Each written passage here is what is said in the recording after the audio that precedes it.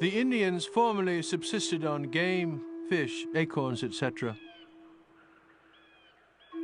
But it is now impossible for them to make a living by hunting or fishing, for nearly all the game has been driven from the mining region, or has been killed by the thousands of our people who now occupy the once quiet home of these children of the forest.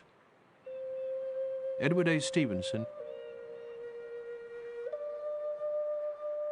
Near the crowded goldfields, Indians found it harder and harder to find food. Some began to steal. The miners despised them all as diggers. One California law made it legal to declare any jobless Indian a vagrant, then auction his services off for up to 4 months. And it permitted whites to force Indian children to work for them until they were 18, provided the permission of what the law called a friend was obtained first. Whites hunted down adult Indians in the mountains, kidnapped their children, and sold them as apprentices for as little as $50.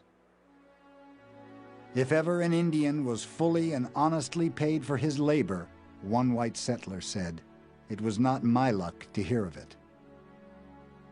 Indians could not complain in court because by another California statute, no Indian or black or mulatto person was permitted to give evidence in favor of or against a white person.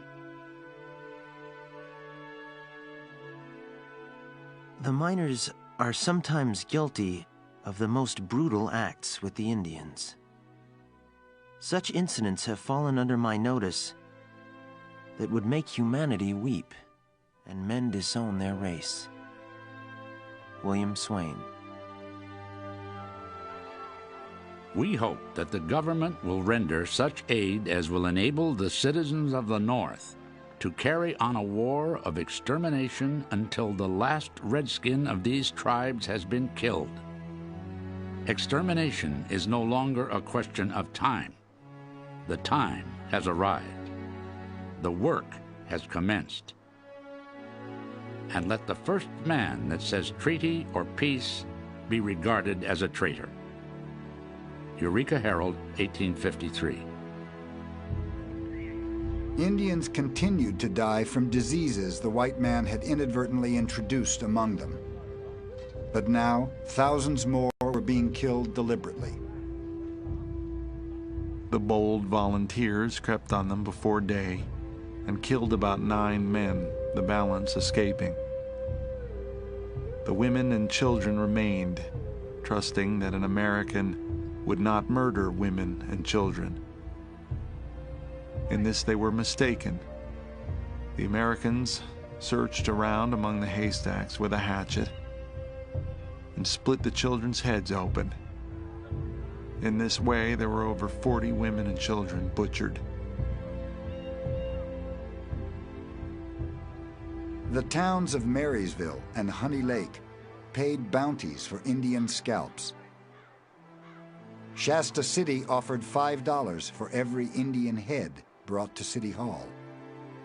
And California's state treasury reimbursed many of the local governments for their expenses.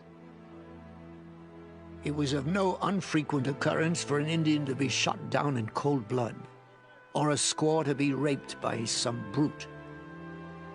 Such a thing as a white man being punished for outraging an Indian was unheard of. It was the fable of the wolf and the lamb every time. General George Crook. There were some 150,000 Indians in California before the 49ers came. By 1870, there would be fewer than 30,000.